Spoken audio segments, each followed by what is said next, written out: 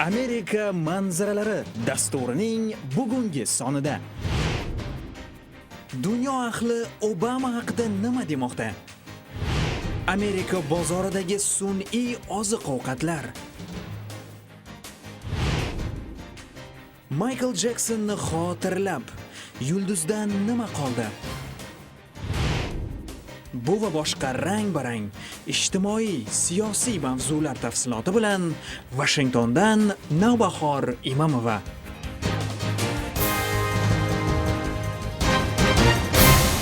Assalomu alaykum. Xalqaro hayot Amerikadagi siyosiy ijtimoiy manzara bayoni bilan yana huzuringizdamiz.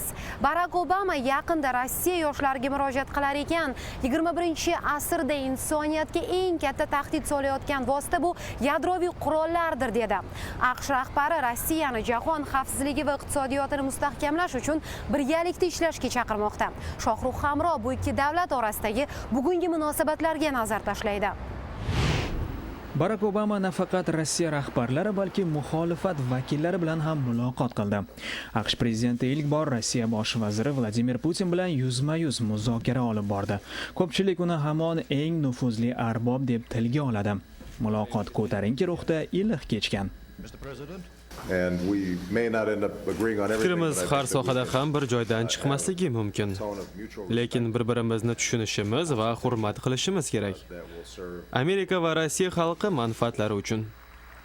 Amerika prezidenti uchun xalq bilan bog'lanish muhim, chunki Rossiyada AQShga nisbatan salbiy qarashlar kuchli.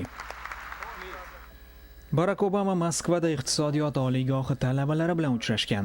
Sovuq urush endi o'tmish, yangi davrda yashayapmiz dedi. Bir narsani aniq bayon etishim kerak. Amerika Rossiyaning kuchli, tinch va farovon jamiyat bo'lishini istaydi.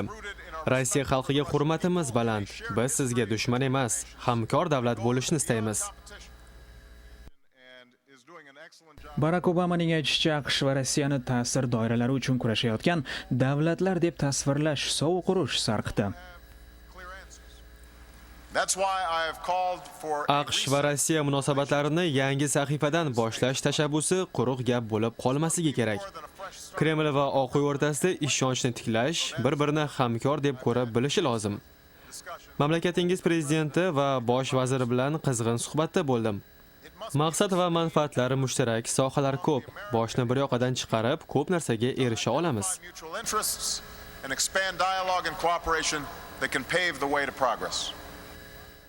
Rossiya va AQSh orasidagi ayrim kelishmovchiliklarga to'xtalar ekan, Obama demokratiya va erkinlik, suverenitet va qonun ustuvorligi haqida ham gapirdi. Diplomatik tarzda Gruziya va Ukraina masalasini ko'tardi. Rossiya hamon o'z soyasida ko'ruvchi bu ikki davlat kim bilan do'st bo'lishni o'zimiz bilamiz deb keladi. Har bir davlat o'z rahbarini tanlash huquqiga ega ekan, ularning o'z chegaralarini himoya qilish va o'z tashqi siyosatiga ega bo'lishga ham haqqi bor. Na Rossiya, na Amerika mamlakatlarini bu huquqdan ayira olmaydi. Bu tamoyilni toptash anarxiyaga yetaklaydi.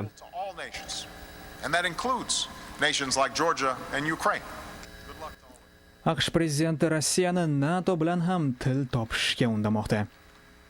Paula Wolfson, Shohrux Hamro, Amerika ovozi televideniyasi.